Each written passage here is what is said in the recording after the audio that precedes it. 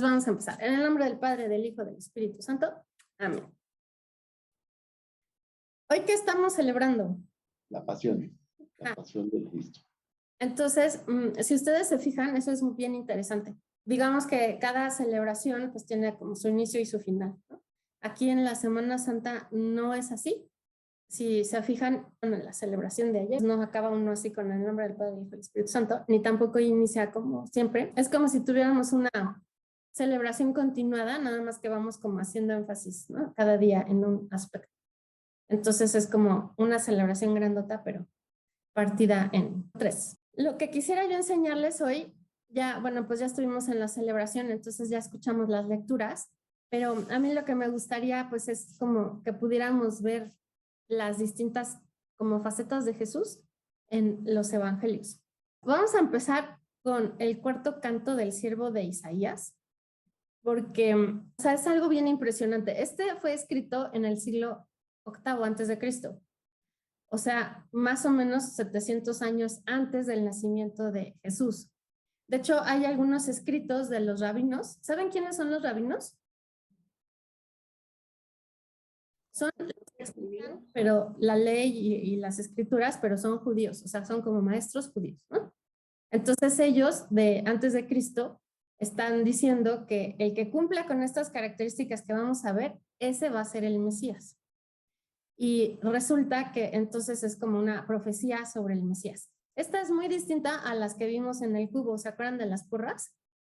Ahí también eran profecías del Mesías, pero es como una, pues como sí, como una faceta. Como verlo desde un lado, pero no desde todos los lados, sino nada más visto desde un lado, ¿no?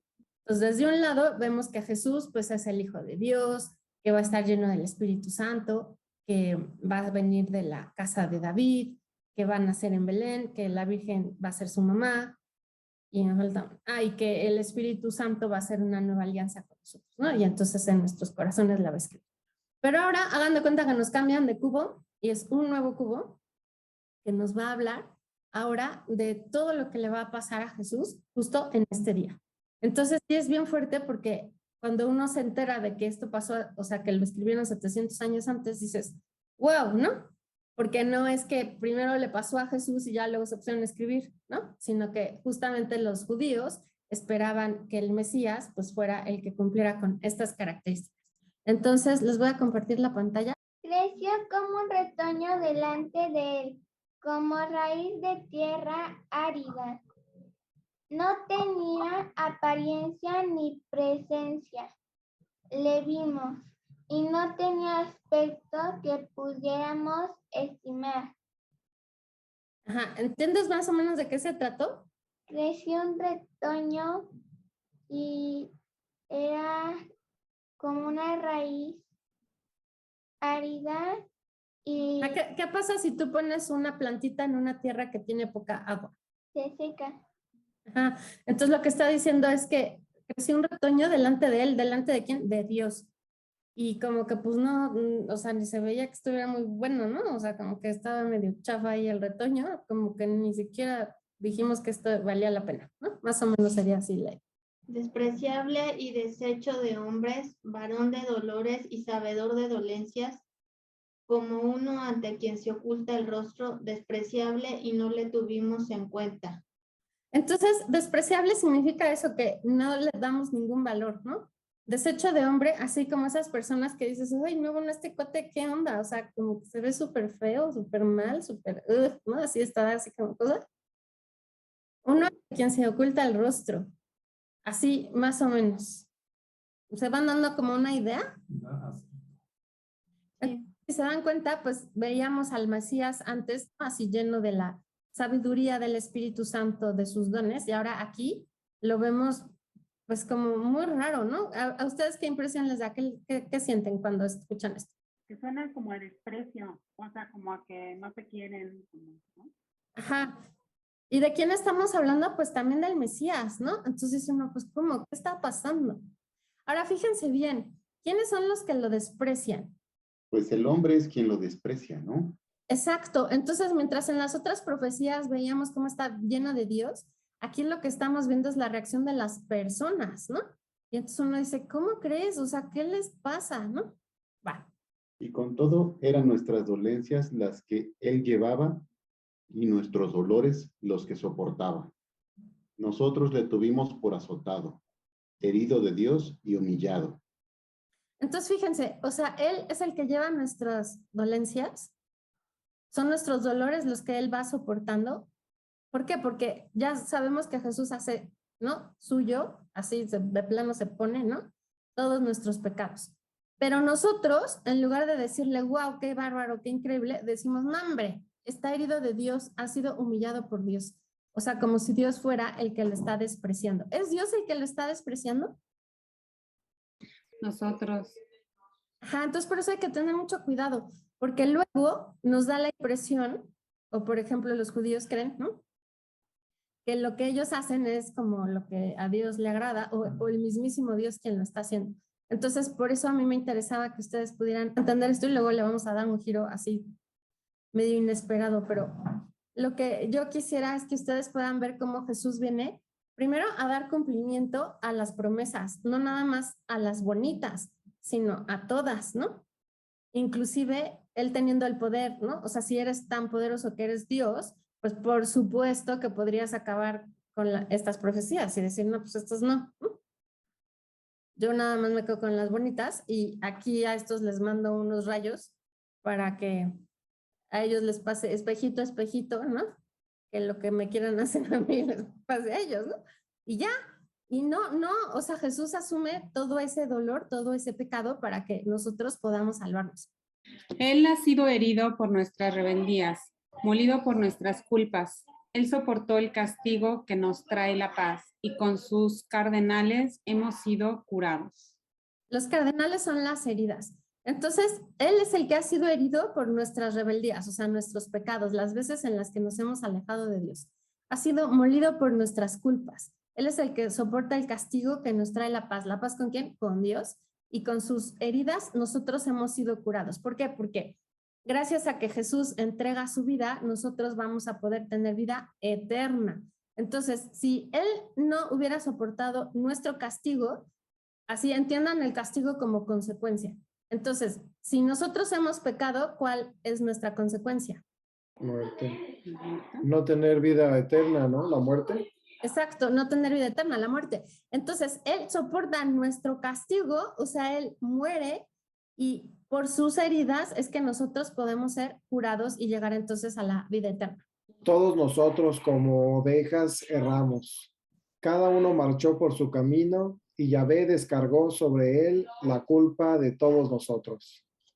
Entonces, las ovejas pues se descarrían, se van, ¿no? Se van del camino correcto, cada quien se va por su lado y eso significa que pues se han alejado de Dios. Y entonces aquí Yahvé, y lo dejé como Yahvé y no como Dios, porque es justamente el canto del siervo de Yahvé, ¿no?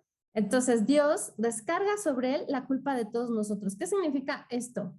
Que no nada más es que Jesús se pone una camiseta, sino que, ¡prum!, o sea, asume todo el pecado de todos nosotros. Y entonces vamos a ver qué pasa con Jesús cuando Él asume toda nuestra culpa. Fue oprimido y él se humilló y no abrió la boca. Conforme vayamos leyendo, ustedes vayan pensando en alguien más que le haya pasado esto mismo, ¿ok? Como un cordero al degüello era llevado, y como oveja que ante los que la trasquilan está muda. Tampoco él abrió la boca. Entonces, ante una situación así de injusticia, ¿ustedes conocen a alguien más que se queda así como callado? No, cuando menos se queja uno. No, sí. Tiene la posibilidad, pues, de salir de esa situación, ¿no? ¿Ustedes creen que Jesús tenía la posibilidad de salirse de ahí? Sí. Sí. Tras arresto y juicio fue arrebatado. Y de sus contemporáneos, ¿quién se preocupa? Fue arrancado de la tierra de los vivos. Por las rebeldías de su pueblo ha sido herido.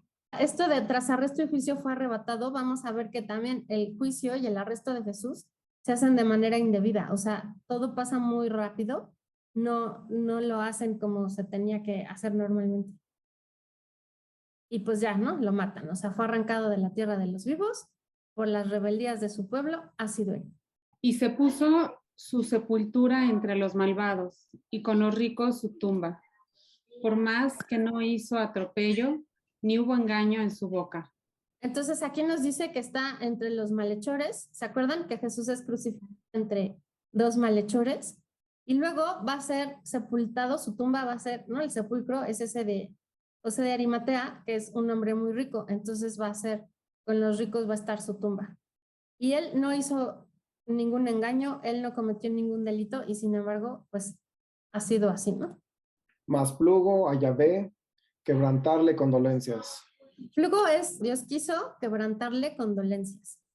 Entonces, a ver, aquí tenemos como dos ideas, ¿no?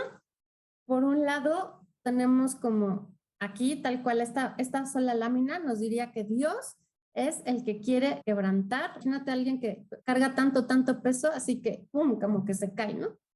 Eso es que está como quebrantado, quebrado, más o menos, es la idea. Entonces aquí nos está diciendo que Dios es el que quebranta a Jesús con dolencias. ¿Qué opinan de eso? Está duro porque es Está muy fuerte. ¿no? Ajá, pero a ver, entonces no tendremos que olvidarnos de esta segunda parte. O sea, ¿quién es Jesús? El Hijo de Dios.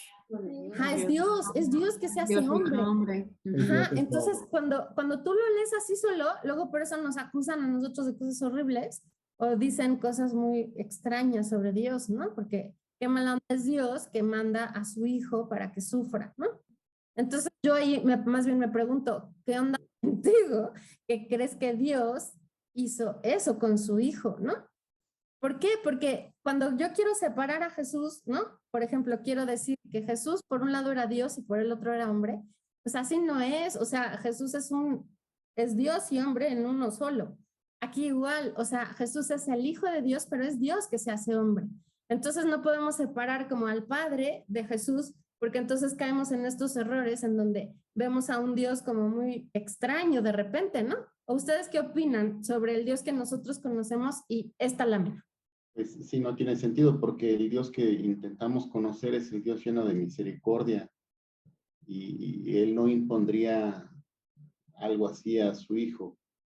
Entonces, debemos tomar en cuenta que Jesús siempre tuvo la posibilidad de hacer algo diferente, pero Él eligió acabar con el pecado, con su muerte. Ajá. Entonces es muy importante. Si se acuerdan, por ejemplo, de la parábola del hijo pródigo, ahí vemos a un padre que ante el hijo arrepentido está lleno de misericordia, ¿no? Entonces como que no checa que tienes a un padre lleno de misericordia y ahora aquí con su propio hijo, pues es un desgraciado, ¿no? O sea, le va a dar la peor, ¿no? Lo peor de lo peor, el castigo más grande. O sea, como que no nos checa, ¿no? Entonces yo aquí, la verdad, les tengo que preguntar, o sea, ¿cuál es la experiencia que ustedes tienen de Dios, la propia, la de ustedes? Porque obviamente la experiencia no nos sirve para hacer teología, ¿no? No construimos la teología en función de cada quien que siente, ¿no? Pero aquí, como es catequesis, pues sí, o sea, finalmente la experiencia que tú tienes de Dios es lo que vas a ir reflejando, ¿no? Entonces, cuando yo digo, es que Dios es muy malo con su hijo, pues es una manera también de decir que esa es la experiencia que yo tengo de Dios, ¿no? Entonces, por eso a mí o sea, si quieren no lo digan en fuerte, pero sí que lo recapaciten, ¿no? Cuando yo veo que Dios quebranta condolencias, mi vida, entonces yo digo, Dios me castiga, Dios me quiere fastidiar, Dios quiere que sufra, Dios quiere que pague, o más bien estoy en este mundo que está lleno de dolor, lleno de injusticia por el pecado, o sea, como consecuencia de que nosotros nos alejamos de Dios, y por lo tanto las consecuencias de ese pecado son pues la enfermedad, el dolor y la muerte. Sin embargo, Dios es tan grande que se hace hombre para salvarme. Y entonces, en lugar de cargarme a mí con mis consecuencias, Él asume la consecuencia de mis pecados, de mis heridas, y Él las sana, ¿no? Porque Él puede, o sea, Él puede hacer eso, Él puede transformarlas, pero no las transforma antes, ¿no? No las transforma por arte de magia, así de ¡trin!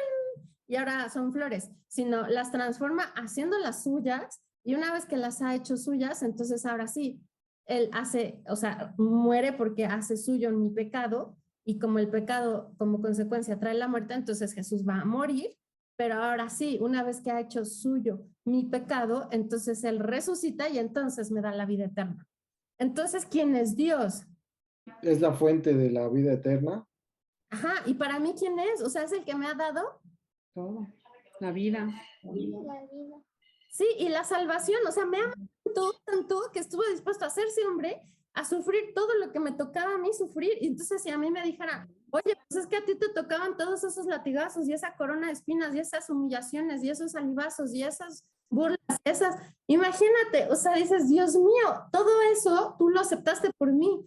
Entonces, sí, finalmente puedes decir que sí era la voluntad de Dios, que Él fuera quebrantado con sus dolencias, sí, porque finalmente ese es el plan de Dios para que nosotros, cada uno, podamos ser rescatados, ¿no? O sea, en el momento en que Jesús toma todo nuestro pecado, el de cada uno de nosotros, y Él lo asume, lo hace suyo y paga por Él, entonces en ese momento es que podemos ser rescatados. Si Jesús no hubiera pagado por nosotros, ¿quién tiene que pagar? Nosotros. Nosotros. Ajá. Entonces, pues pónganle la cuenta, ¿no? ¿Cuánto le debemos?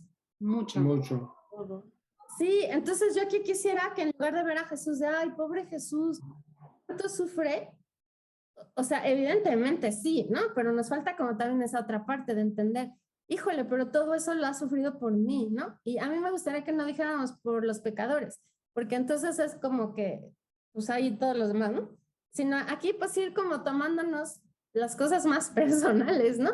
E ir dándonos cuenta de que esto Jesús lo hizo, pero por mí, porque además, si yo le agradezco, yo hago mía esa salvación de Jesús, porque si no se lo agradezco, aunque Jesús haya muerto por todos, esas personas que no creen en Él no van a tener la vida eterna, así tal cual, ¿ok? Si se da a sí mismo en expiación, verá descendencia, alargará sus días y lo que plazca, y a Yahvé se cumplirá por su mano. Entonces, ¿qué significa que se da a sí mismo en expiación? Esto, lo que acabo de decir, que se da como rescate, ¿ok? Por las fatigas de su alma verá luz, se saciará. O sea, por todo lo que le pase, él al final va a llegar. ¿Qué es la luz? Es el símbolo también de la presencia de Dios. Y saciarse, pues es llegar a esa plenitud, ¿no? O sea, va a estar en la presencia de Dios. Por su conocimiento justificará mi siervo a muchos, y las culpas de ellos él soportará. Entonces, lo que va a hacer Jesús, pues es lo que ya hemos dicho. Nos va a justificar delante de Dios y va a soportar nuestras culpas para que nosotros podamos llegar a la presencia de Dios. Por eso le daré su parte entre los grandes y con poderosos repartirá despojos. Entonces, aquí ya vemos como la segunda parte, o sea, ha sido molido, ha sido quebrantado, ha sido herido brutalmente, pero ahora, una vez que ha muerto, ¿a dónde ha llegado? Con Dios. La gloria. Y está con los grandes y con los poderosos, o sea, con, digamos, no del mundo, sino, sí, en la presencia de Dios. Ya que indefenso se entregó a la muerte y con los rebeldes fue contado, cuando él llevó el pecado de muchos e intercedió por los rebeldes. A ver, volvamos a buscar en la historia a alguien que haya hecho esto mismo, que indefenso se entregó a la muerte, que fue contado contra los rebeldes, o sea, los criminales, cuando él llevó el pecado de muchos e intercedió por los rebeldes. Piensen en alguien más, ¿encuentran a alguien? Pues tal vez los mártires, aparte de Jesús, están los mártires. Pero antes de los mártires, ¿quién fue el primero? Solo Jesús. Ajá, y los mártires no pueden llevar el pecado de muchos, eso sí, no. Solo Jesús puede cargar con los pecados. A mí me da un poco de coraje, porque los judíos, ya que pasó esto con Jesús, entonces le cambian la interpretación, ¿no? Y entonces ahora van a decir que es el pueblo de Israel. Y a mí sí me da coraje, ¿no? Porque dices, oye, o sea, híjole. Estamos en Juan 3:13. Dice, nadie subió al cielo sino el que descendió del cielo, el Hijo del Hombre que está en el cielo. ¿Quién es el Hijo del Hombre? Jesús. Jesús. Ajá, entonces va a decir, nadie subió al cielo, o sea, nadie va a conocer al Padre tanto como el Hijo de Dios, ¿no? Porque nadie subió al cielo, sino es Dios que se hace hombre, el que descendió del cielo y está en el cielo. ¿En dónde está Jesús cuando está diciendo estas palabras? pues está vivo, o sea, está en la tierra, está con otras personas que lo están escuchando. Entonces él está diciendo que él descendió del cielo y que además él está en el cielo. ¿Cómo se llama esa palabra? Está difícil, pero a ver si sabe. Poder estar aquí y al mismo tiempo estar en el cielo. Omnipresente. Muy bien. Y esa es una característica que solo tiene Dios. Ya. Dios. Solo la tiene Dios. Él es el único que puede estar omnipresente, o sea, presente en todas partes. Entonces, cuando Jesús está diciendo estas palabras, ¿él qué está diciendo? ¿Que él es? Dios. Dios. Dios. Ajá. Dios, ajá. Entonces, por favor, no se olviden, o sea, no lo separen porque lo que sigue se pone muy rudo, ¿ok? Vamos a empezar con la primera palabra que Jesús, bueno, no están en orden cronológico, las puse más bien en el orden de los evangelios. Entonces, la primera que Jesús dice, porque así lo puse, está en Marcos. Entonces dice, Dios mío, ¿por qué me has abandonado? Entonces, fíjense, esto es el inicio de un salmo, el Salmo 22. Estos salmos también fueron escritos pues muchísimos años antes de que Jesús naciera. Yo lo que quiero que vayan viendo ustedes es como cuando Jesús muere, va haciendo referencia y no nada más eso, sino va viviendo, ¿no? Eso que se había profetizado. O sea, va haciendo cumplimiento de las promesas, tanto de las buenas como de las malas. Y él no se echa para atrás. Dios mío, ¿por qué me has abandonado? Entonces, aquí la verdad está súper difícil esto, si solamente vemos así esta lámina y sacada de contexto, que es también lo que muchísima gente hace. ¿Qué les dice esta lámina así solita? Que se siente lejos de Dios. O que se está quejando. Ajá. Entonces, ¿qué sentimiento le pondrían? Injusticia, soledad. Ajá. ¿Ustedes creen que Jesús se siente así, abandonado, traicionado, triste, angustiado? No. A lo mejor en momentos pequeñitos, ¿no? Nada más como una, ¿no? Pero Parecería que sí, ¿no? Parecería que sí. Sí, fíjense que este salmo, luego, o sea, también lo vamos a ver todo. Fíjense, este salmo va dando como un giro, entonces está muy interesante que Jesús haya escogido estas palabras, porque obviamente las personas sabían los salmos de memoria, o sea, parte de ser judío es que tú puedas recitar, o sea, cuando eres mayor de edad, a los 12 o 13 años según, ¿no? Los niños, los hombres, a esa edad tienen que empezar a recitar, ¿no? Ya la escritura. Entonces ellos se la aprenden de memoria, ¿no? Entonces cuando Jesús empieza a decir estas palabras, Dios mío, ¿por qué me has abandonado? En la mente de todo el mundo viene así todo el salmo completo. Y este salmo lo vamos a ir viendo porque va a ir dando como un giro, que es lo que yo quiero que, a ver si lo captamos, porque no está fácil, ¿ok? A ver, entonces, por un lado, no podemos separar a Jesús hombre de Jesús Dios, ¿ok?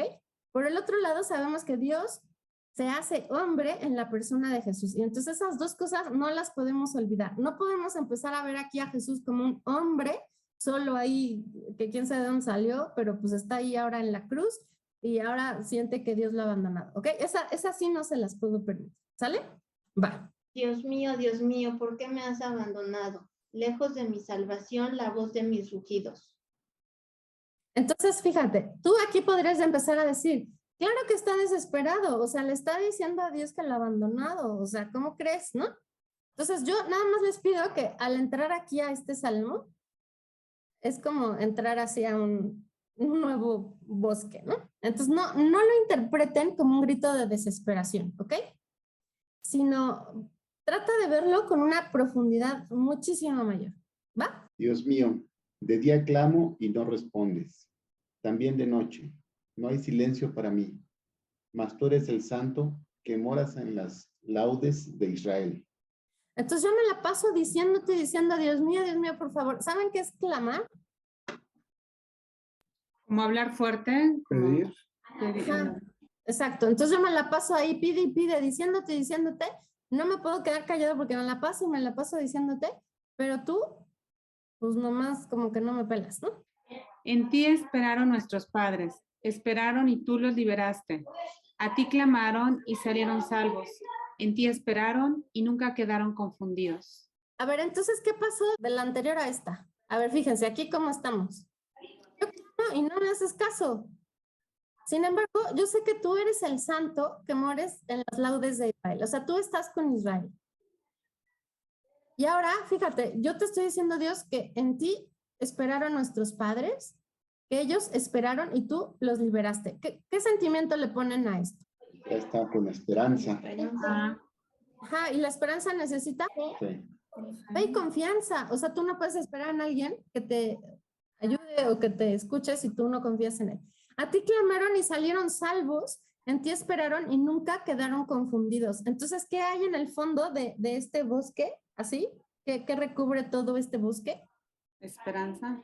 Ajá, la esperanza y la confianza. Y yo, gusano que no hombre, vergüenza del vulgo, asco del pueblo, todos los que me ven de mí se mofan, tuercen los labios, menean la cabeza. Por un lado está Dios, ¿no? Y el plan de Dios, y por otro lado vemos a los hombres. Respecto de los demás, ¿cómo se siente? Pues como un gusano, o sea, como que no vale nada, ¿no? Vergüenza del vulgo, el vulgo es así la gente común, entonces la gente común se avergüenza de mí, les doy asco, todos los que me ven se burlan de mí, tuercen los labios, o sea, y menean la cabeza, ¿no? O sea, entonces imagínate, así es totalmente despreciado, ¿no? Se confió a Yahvé, pues que él le libre, que le salve, puesto que le ama. Entonces, ¿se acuerdan en dónde oímos unas palabras muy parecidas? ¿En qué momento? En la vida de Jesús. Cuando Jesús está en la cruz, ya con los dos ladrones crucificados, entonces uno de los ladrones le va a decir, ándale, si eres el Mesías, pues sálvate y sálvanos, ¿no? Bájate de la cruz y sálvanos. Y también los sumos sacerdotes y los fariseos van a llegar ahí ante la cruz de Jesús y le van a decir lo mismo. Sí, realmente eres el Mesías, pues que Dios te salve, que te libre de esto y que te baje, ¿no? Por un lado, él, ¿qué habíamos dicho? Que él que tenía esperanza, confianza. Sin embargo, la gente lo desprecia, le hace muecas y además, todavía peor, porque le dice, si tú te confiaste en Yahvé, si tú le creíste a Yahvé, pues ándale, que te salve, que te libre. ¿Cómo se llama eso? Lo vimos en una de las... Tentar a Dios. Ajá, entonces el demonio le dice, ándale, tírate, ¿no? Y que Dios te va a cachar. Bueno, aquí es exactamente lo mismo. O sea, si de veras te confiaste a Dios, pues órale que Él te salve. A ver, ¿qué pasa si yo les creo a estas personas? ¿De verdad estoy confiando en Dios o no? No. No, o sea, que Dios me salve no significa aquí que ese sea el plan de Dios, significa que eso es lo que estas personas interpretan que es el plan de Dios. Entonces, que Jesús se bajara de la cruz, ¿qué hubiera hecho? ¿Qué hubiera ocasionado? Que no sería la voluntad de su padre, Ajá. sino que se haría la voluntad de las personas que se lo pedían, la voluntad de los hombres. Ajá. Y entonces todos nos hubiéramos salvado. No. No. No, No, porque Jesús hubiera caído en la tentación interpretando que la voluntad de Dios pues era realmente la voluntad de estas personas, pero por no quedar mal, por decir, ¿no? Decir, bueno, pues para no quedar mal delante de estas personas, pues órale, me libro de la cruz. Entonces, por eso hay que estar bien atentos, porque a veces interpretamos muy mal la voluntad de Dios, ¿no? No nada más respecto a nuestra vida, sino yo lo que quiero ahorita es que les quede bien claro respecto de Jesús, ¿no? O sea, a veces en el fondo decimos qué mala onda Dios, ¿no? Porque, ¿por qué le permitió esto? Entonces, a mí así de verdad, necesito que esto quede súper claro, ¿no? Que en el corazón de Jesús siempre hay esa esperanza y esa confianza, ¿no? Son los hombres los que quieren que Jesús dude, ¿no? O que no tenga esa confianza. O son los hombres los que quieren hacernos creer que Jesús no confiaba en ellos. Tú del vientre me sacaste, me diste confianza a los pechos de mi madre, a ti fui entregado cuando salí del seno. Desde el vientre de mi madre eres tú mi Dios. Entonces, si se fijan, aquí da como un vuelco a la idea completamente. Y entonces él, en lugar de estar escuchando lo que le dice la gente de ándale, bájate de la cruz y de veras no sé qué, o bueno, si de veras que te libre, entonces fíjense aquí, ¿hacia dónde regresa la mirada? Vuelve la confianza en Dios que le dio una madre. Ajá, vuelve la confianza en Dios, o sea, regresa a poner los ojos en Dios y empieza su propia, o sea, como a revisar su propia historia de salvación, ¿no? Entonces dice, ¿desde cuándo empieza mi vida? Pues desde que yo estoy en el vientre de mi madre, o sea, desde el inicio de mi vida. Desde allí, tú eres mi Dios. Entonces, ¿cómo se llama eso? Confianza. Se llama fidelidad. O sea, yo voy a regresar al inicio de mi relación contigo y allí me voy a aferrar, me voy a quedar agarrado, así que nadie me suelte de allí, ¿no? Aunque me insulten, aunque me digan de cosas, aunque se burlen, aunque me hagan muecas, aunque lo que sea, yo me aferro, me agarro fuertemente y ahí me quedo fiel. ¿Conocen ustedes a alguien que sea así, además de Jesús? No. No, Ahora fíjense lo que va a pasar. no andes lejos de mí, que la angustia está cerca. No hay para mí socorro. Entonces vemos que obviamente Jesús no está hipnotizado, no está zombie, no está dormido, se está dando cuenta de todo lo que está pasando. Sin embargo, él decide que Dios no va a estarle. ¿Qué prefiere para él? ¿La presencia de Dios o la angustia? La presencia de Dios. Ajá, entonces fíjense cómo le podemos decir, o sea, como que por afuera está lleno de angustia, de burlas, de malos tratos, de tentaciones, sin embargo por adentro, ¿no? O sea, es como una sandía, ¿no? Algo así. La cáscara es verde y está dura, ¿no? Y entonces ahí están los salivazos y las burlas y todo, pero por adentro el corazón de Jesús sigue rojo, dulce, ¿no? Porque Él no permite que esto entre. ¿Qué hay en el corazón de Jesús? Hay esperanza, hay confianza y hay fidelidad. Novillos innumerables me rodean. Me acosan los toros de Bazán. Ávidos abren contra mí sus fauces, leones que desgarran y rugen. A ver, imagínense el panorama, ¿no? Entonces, novillos pues son toros, ¿no? Entonces, imagínate que han estado o han visto así en una plaza de toros. Sí. Sí. Innumerables es que no se pueden contar, ¿no? Entonces, imagínense que cada uno está en la plaza de toros ahí en medio y de repente abren las puertas y salen 15 toros. Digo, esos sí se pueden contar, ¿no? Pero nada más para que no se asusten tanto. Entonces, ¿qué sientes? Angustia, preocupación, terror. Y luego vienen los leones que rugen. A ver, hagan como león que ruge. Exacto. Entonces, nada más con uno de esos que esté junto a ti. Y además están los toros y abren contra mí sus fauces, ávidos, ¿no? O sea, tienen hambre, pues vienen a quererme comer. Leones que desgarran y rugen. A ver, entonces otra vez, ¿qué sentimiento le ponemos aquí? Miedo. Miedo, sí. ¿Pero miedo chiquito, mediano o Grande. Terror. Sí, terror. Sí, o sea, esto está horrible. Como el agua me derramo, todos mis huesos se dislocan. Mi corazón se vuelve como cera, se me derrite entre mis entrañas. O sea, imagínate el pánico, ¿no? O sea, es literalmente el terror. Esto es el terror. O sea, a ver, como el agua me derramo, o sea, ¡fum!, ¿no? O sea, como que no hay fuerza para mantenerme en pie, ¿no? Todos mis huesos se dislocan, es así, se tuercen, se rompen, mi corazón se vuelve como cera, se me derrite entre mis entrañas. Es una expresión fuertísima, ¿no? Imagínate sentirte así. Está seco mi paladar como una teja y mi lengua pegada a mi garganta. Tú me sumes en el polvo de la muerte. A ver, entonces aquí otra vez. ¿A quién le está diciendo tú? A Dios. ¿Por qué? Porque finalmente Dios es el dueño de todo, ¿no? Entonces, si volvemos a ver esta solita sin ningún contexto, pues podríamos decir que Jesús está diciéndole a Dios que Él lo está sumiendo en el polvo de la muerte. Pero si lo vemos como el contexto completo así de la sandía, ¿qué está pasando? Está seco mi paladar como una teja. ¿Les ha pasado así que tienen muchísima sed que hasta así literal se les queda la lengua pegada a la garganta o al paladar? Bueno, entonces imagínense eso. ¿Por qué pasa eso? Pues también por el miedo, ¿no? Pasa, se te seca la boca, ¿no? Y pues ya, o sea, no hay escapatoria, ¿o sí? No, pues parece que no hay escapatoria. Perros innumerables me rodean. Una banda de malvados me acorrala como para prender mis manos y mis pies. Entonces, ¿cuántos son innumerables? Pues enormes, ¿no? Entonces ya tienes a los leones, a los toros, ahora tienes a los perros y tienes a una banda de malvados. ¿A qué vienen? A agarrarme, o sea, para sujetarme de las manos y de los pies. Entonces, ¿tengo escapatoria? No. No. No tengo. Puedo contar todos mis huesos. Ellos me observan y me miran. Se reparten entre sí mis vestiduras y sortean mi túnica. Mas tú, Yahvé, no te estés lejos. Corre en mi ayuda, oh fuerza mía. Entonces, ¿quiénes son los que hacen todas estas maldades? Pues son los hombres, ¿no? Justamente vamos a escuchar en el evangelio de hoy esto, que se reparten sus vestiduras y se sortean la túnica. Y allí estamos nosotros, pues también dentro de ese grupo de personas, ¿no? Que quiere maltratar a Jesús.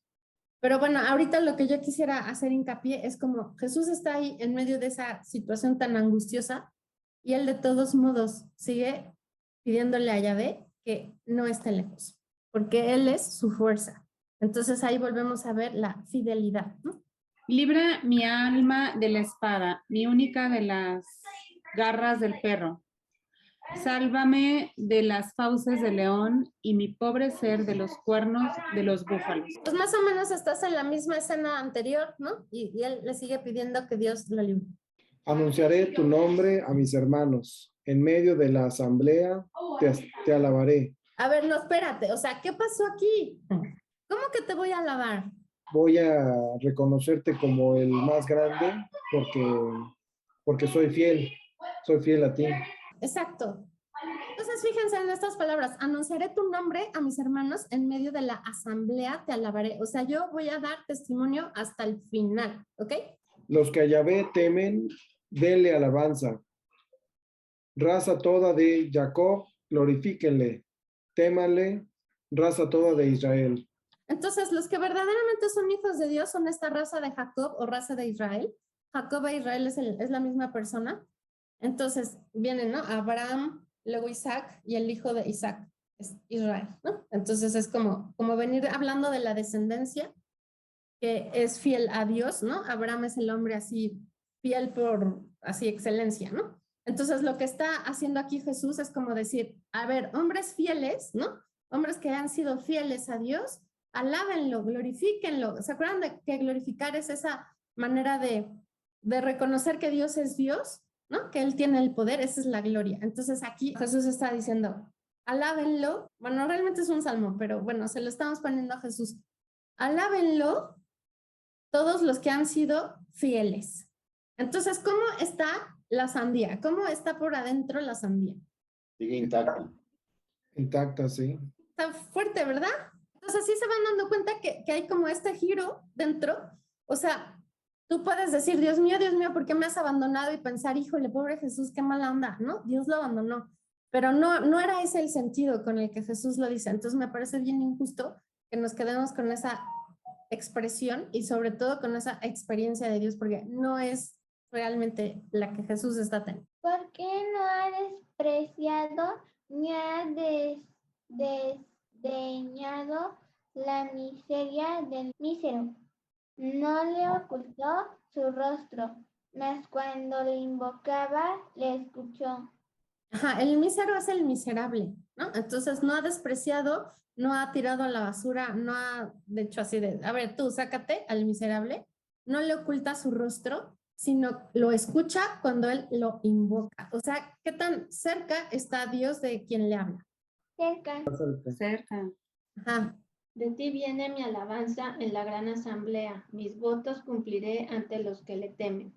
Entonces seguimos viendo aquí como ya dio un giro, ¿no? De estar desesperado ante la situación, por dentro del corazón, él puede seguir alabando a Dios. Los pobres comerán, quedarán hartos.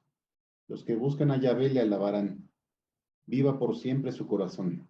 Pero está grueso esto. A ver, entonces estábamos en medio de los leones y los búfalos y así. Y él por dentro podría estar en silencio diciendo, los pobres comerán y quedarán hartos, significa satisfechos. Los que buscan a Yahvé le alabarán. Y entonces aquí está con signos de admiración. O sea, es viva por siempre su corazón. Entonces tú podrías decir que Jesús está enojado con su padre que le está reclamando. No. No, él tiene un corazón confiado y fiel. Y por eso él puede decir, viva por siempre su corazón. ¿Y qué significa esto? Viva por siempre su voluntad, lo que él decide. Eso es lo mejor. Oye, pero si te está costando la vida, ¿no? Si estás dando la vida, sí, pero es que ese es el mejor de todos los planes, diría Jesús. Le recordarán y volverán a Yahvé todos los confines de la tierra. Ante él se postrarán todas las familias de las gentes. A ver, entonces fíjense, recordar, acuérdense que significa volver a poner en el corazón, ¿no? Entonces van a volver a poner en el corazón y van a volverse a Dios. Esa conversión, ¿se acuerdan?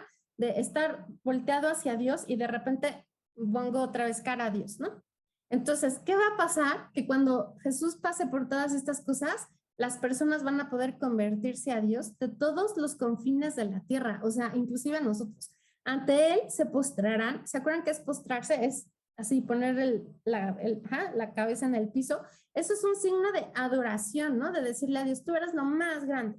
Se postrarán todas las familias de las gentes, o sea, todo el mundo. Entonces Jesús está diciendo, el plan de Dios es buenísimo, porque una vez que lo haga yo, entonces todos van a poder poner sus palabras en su corazón y van a convertirse hacia Dios y todos van a poder adorarlo, van a postrarse todos, o sea, de todos los confines de la tierra. Ya no nada más los que han sido justos desde la casa de Israel, sino ahora todas las personas de todo el mundo. Que es de Yahvé el imperio, del Señor de las naciones. Ante él solo se postrarán todos los poderosos de la tierra. Ante él se doblarán cuantos bajan al polvo. Entonces, ¿quién es Yahvé? Es el Señor de las naciones, el dueño de todo. Él es Dios, ¿no? Sí. Dios significa el que gobierna, ¿no? El que tiene el poder. Ante él solo se postrarán todos los poderosos de la tierra. Ante él se doblarán cuantos bajan al polvo. Entonces, finalmente sabemos que Dios es el único todopoderoso, ¿no? De eso se trata. Y para que ya no vivía, le servirá su descendencia. Ella hablará del Señor a la edad venidera. Contará su justicia al pueblo por nacer. Esto hizo él. Entonces, para aquel que ya no viva, le servirá su descendencia. O sea, él va a dar su vida, sin embargo, va a quedar su descendencia. ¿Quiénes son los descendientes? Pues son los hijos. ¿Nosotros somos descendientes de Jesús? Pues sí, en el sentido de que somos hijos de Dios. O sea, gracias a que Él da su vida, nosotros podemos ser hijos de Dios. ¿Se acuerdan por qué somos hijos de Dios? Bautizados. Ajá, exactamente, porque nos ha dado su espíritu y entonces por eso podemos ser sus hijos. Le servirá su descendencia. Ella hablará del Señor a la edad venidera. O sea, ¿qué nos toca a nosotros? Hablarles a nuestros hijos del Señor. ¿Quién es el Señor? Dios. Ajá, y contará su justicia al pueblo por nacer. Esto hizo él. Entonces, si se fijan, ustedes dirían, o sea, si fuera un grito de desesperación y de angustia, tú acabarías diciéndoles a tus hijos, ¿esto es lo que Dios hizo por mí? No, Entonces, ¿por qué le interesa contarle a sus hijos lo que ha hecho Dios? ¿Qué es lo que ha hecho Dios? pues nosotros tenemos que dar testimonio de esta salvación. Entonces, fíjense que aquí se cambia totalmente el panorama y ahora lo que estamos viendo es la salvación. Entonces, estábamos en un lugar en donde estaba lleno de toros, de leones, de perros, ¿no? De gente que lo agarra de los pies y de las manos. Y sin embargo, Jesús no se queda mirando eso. Jesús, ¿en dónde tiene sus ojos puestos? En Dios. ¿Para llegar a dónde? La gloria de Dios, al cielo. Ajá, exactamente. Entonces allí es en donde nosotros tenemos que hacer esto del misterio pascual. O sea, a veces nos quedamos nada más pensando en, ay, la cruz, y es una cosa horrible. Hay inclusive algunos que dicen que la cruz es el fracaso de Jesús, ¿no? Entonces, no, o sea, es como decir, bueno, pues reprobaste, o sea, reprobaste catequesis 1, ¿no? Porque obviamente no se trataba de eso, o sea, qué mal que lo digan así, ¿no? Y no son gentes así desapercibidas, ¿no? Entonces, a ver, mejor ahora ustedes me lo explican a mí, ¿sale? ¿Quién me lo explica? Nos anunciaron desde los profetas de Isaías que vendría a salvarnos, ¿no? Llega y pues hace la voluntad de Dios y es capaz de padecerlo todo para hacer justamente la voluntad y salvarnos. Y Él tiene, a pesar de todos los problemas, de todo lo que está enfrentando, que es una situación muy grave y que le va a costar la vida, no pierde nunca la paz y en todo momento tiene presente que él tiene que llegar a la presencia de Dios y cumplir absolutamente todo lo que le ha pedido su padre. Va, perfecto. Entonces vemos estas tres cosas, que Dios nunca defrauda. Eso se lo graban, no sé en dónde, para que jamás se les olvide, nunca, que eso no se les olvide nunca. O sea, Dios no falla, no defrauda. Dios siempre cumple sus promesas y Dios siempre te ama. O sea, eso te lo tienes que tatuar, no sé en dónde, no con tinta, obviamente. Pero el chiste es que no se te grabe, o sea, que no se te olvide, que no se te borre, ¿no? Esa es la idea. Entonces, tú puedes confiar en Dios siempre. Tú puedes esperar en Dios siempre. ¿Se acuerdan? El amor todo lo cree, todo lo espera, todo lo soporta. Es justamente lo que estamos viendo aquí. Justo eso. Entonces, Dios es amor y no se desdice, no se contradice. Él se mantiene fiel, él se mantiene fiel. Y Jesús también. Entonces, Él está en este momento de dolor, de angustia, y sin embargo, Él mantiene sus ojos puestos en esa confianza en Dios, en esa fidelidad. ¿Qué creen que tendríamos que hacer nosotros? También seguir este ejemplo. Ajá, y entonces en los momentos en donde tengamos dudas, en donde nos sintamos tristes, lo primero que tendríamos que hacer es dudar de Dios y de su amor. Empezar a reclamar y decir, ay, ¿por qué nos tratas tan mal? ¿Por qué tantos problemas? ¿Cómo? ¿Ustedes creen que eso sería lo mejor que podríamos hacer? No. No. Entonces, si le queremos copiar a Jesús en estos momentos así súper fuertes, ¿qué ejemplo nos da? ¿Qué lección podemos aprender? No perder la esperanza. Uh-huh. Mantenerse firme ante la voluntad de Dios. Ajá. Tener los ojos puestos en Dios. Exacto, y saber que Él no nos defrauda, ¿no? Entonces, lo que les invito es a que tengan esa confianza, ¿no? Y si su confianza todavía no ha crecido mucho, pues vamos a hacer los ejercicios que se necesiten para que esa confianza crezca, ¿no? A tal grado que podamos vivir esta experiencia de el amor, todo lo cree, todo lo espera y todo lo soporta, ¿va? Bueno, nada más les voy a decir las otras palabras. Padre, perdónalos porque no saben lo que hacen. Esta está en Lucas. También en Lucas está, hoy mismo estarás conmigo en el paraíso. Si se dan cuenta, entonces ya Marcos y Mateo ya no nos están dando esa visión de, Dios mío, ¿por qué me has abandonado? ¿Sí estamos de acuerdo? Sino ya tenemos esta nueva visión en donde Jesús está confiando en el Padre. Ahora esta está gruesa. ¿Se acuerdan quién es Lucas? Para que se den así solo una idea rápida, es el que nos muestra las parábolas del hijo pródigo, de la oveja perdida, de la dracma perdida, ¿no? Entonces es como el de la misericordia, el que nos enseña el amor misericordioso de Dios. Entonces Jesús está en la cruz y está diciendo, Padre, perdónalos porque no saben lo que hacen. ¿Qué hay en el corazón de Jesús? Perdón, bueno, misericordia. Ajá, increíble, ¿no? Pero sí, eso es lo que hay. Hoy mismo estarás conmigo en el paraíso, es lo que le dice al otro ladrón, el que no le dice bájate de la cruz, sino al otro. El otro le dice, oye, pues sí, ¿por qué le dices eso? Si nosotros estamos aquí porque nos lo merecemos, en cambio él es bueno, ¿no? Entonces voltea, reconoce a Jesús como el rey de un reino y entonces le dice, Señor, o sea, wow, o sea, si tú estuvieras en la cruz, pues te estás asfixiando y no estás pensando en el otro, ¿no? Y él no nada más eso, sino reconoce a Jesús como el Señor, el que tiene su reino, y le dice, cuando llegues a tu reino, acuérdate de mí. Y entonces Jesús le va a contestar justo esto, hoy mismo estarás conmigo en el paraíso. Luego en Juan es donde vamos a tener las otras tres. Entonces está con la Virgen y el discípulo amado y le va a decir, mujer, he ahí a tu hijo. Luego le va a decir, hijo, he ahí a tu madre. Entonces ahí vemos la imagen, nosotros podemos ser ese discípulo amado, ¿no? A mí, se me hace súper lindo ese detalle de que no tiene nombre el discípulo amado, ¿no? Para que yo puedo ser el discípulo amado y tú puedes ser el discípulo amado, o sea. Y entonces allí Jesús nos entrega a su madre para que ella sea nuestra mamá. Y luego dice también tengo sed. Y entonces, ¿qué hacemos ante esa sed? Allí en el relato, pues van a correr por un palo con una esponja y la van a empapar en vinagre y eso es lo que le van a dar de beber a Jesús. Entonces, cuando tú oyes el grito de tengo sed, ¿tú qué quieres hacer? La Madre Teresa de Calcuta oyó este grito y ella dijo, yo te voy a servir en los más pobres porque sé que ahí es en donde tú estás, ¿no?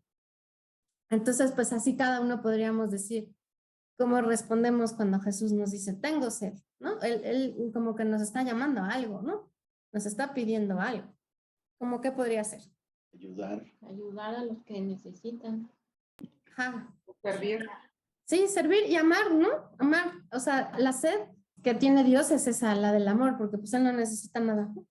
Va a decir, también este es en Lucas, va a decir, Padre, en tus manos encomiendo mi espíritu. Cuando Jesús dice eso, se rasga el velo del santuario, o sea, con eso significa que se abre la entrada, ¿no? A la presencia de Dios.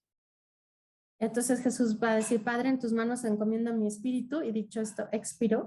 Entonces, ¿en dónde está el corazón de Jesús? Con Dios. Ajá. En la de tengo sed, entonces le van a dar una rama de hisopo con una esponja empapada en vinagre, se la acercan a la boca. Cuando toma Jesús el vinagre, entonces va a decir, todo está cumplido, ¿no? Esa sería la séptima. E inclinando la cabeza, entregó el espíritu. Entonces, cuando tú ves que todo está cumplido, ¿qué está diciendo ahí Jesús? Todas las instrucciones que había recibido de parte de su padre ya las hizo. Ajá, o sea, ya hice toda tu voluntad, ¿no? Ujú. Ya acabé mi misión, me voy tranquilo. Entonces, ojalá que cuando nos estemos muriendo, a ver si se acuerdan, ¿no? Digo, no sé, ¿no? Igual, quién sabe cómo nos toque morirnos. Pero ojalá que cuando nos estemos muriendo podamos, pues, hacer esto, ¿no? O sea, perdonar a todos los que nos hayan ofendido en algún momento, ¿no? Decir, bueno, pues aquí ya yo los perdono a todos. Muy conscientes de que hoy mismo vamos a estar con Jesús en el paraíso, si es que nos estamos muriendo, ¿no? Sí. Acordarnos de la Virgen María, porque ella también nos va a ayudar para llegar allí a la presencia de Dios. Que cuando Jesús nos haya dicho, tengo sed, podamos voltear y decirle en ese último día de nuestra vida, pues yo traté de saciar tu sed, ¿no? Haciendo todo lo que pude, haciendo la voluntad del Padre, así es que todo está cumplido. Y Padre, en tus manos encomiendo mi espíritu, allá voy. Ahí nos vemos. Entonces sería increíble morir así, ¿no? Sí. Con un corazón de sandía, ¿no? O sea, lleno de confianza, Sí. de fidelidad, ¿no? Con ese amor que todo lo puede, ¿no? Con ese amor que todo lo soporta, que todo lo cree. Entonces, yo no sé si se logró, yo espero que sí, ¿no? Que en lugar de decir, oh, pobre Jesús lo abandonó su padre, pues ahora podamos tener esta pues, nueva manera de entenderlo. ¿Sí se logró? Sí. Yes, Sí. muy bien. Va. Una palabra que se llevan en su corazón. Amor. Gracias, Señor. Amor. Gracias, Señor. Confianza. Gracias, Señor. Esperanza. Gracias, Señor. Amor. Gracias, Señor. Y fidelidad, pónganle todos también. Fidelidad, ¿no? Eso nos pide el Señor. Va. Entonces, esta semana, pues obviamente ha estado muy llena de cosas, pero vamos a tratar de hacer un compromiso así de fidelidad, ¿no? Cada quien lo que crea que le puede dar a Jesús hoy y mantenerlo durante una semana como manera de agradecerle, ¿no? Todo lo que nos ha dado, de todo lo que sufrió por nosotros y ojalá que no lo podamos decir así, ay, sí, por todos los pecadores o por todos ellos, ¿no? O por todos, sino que sí sea por mí. O sea, de verdad agradecerle todo lo que Él a mí me ha dado, de todo lo que a mí me ha salvado, ¿no? Y que a mí me ha abierto las puertas para poder llegar a la presencia de Dios y poderle decir, Padre, en tus manos encomiendo a mi espíritu. Porque de otra manera, si yo no tuviera ese acceso, si Jesús no me hubiera salvado, pues simplemente voy a estar en medio de los perros, los búfalos, los leones y todo lo demás, y sin la presencia de Dios, ¿no? O sea, totalmente lejos de Él. Entonces las cosas se ponen súper feas, ¿no? Sale. ¿Sí lo podemos hacer? Sí. Bien. Sale. Entonces nos quedamos en la presencia del Padre, del Hijo, del Espíritu Santo. Amén. Muchas gracias. Gracias. Gracias, Erika. Gracias.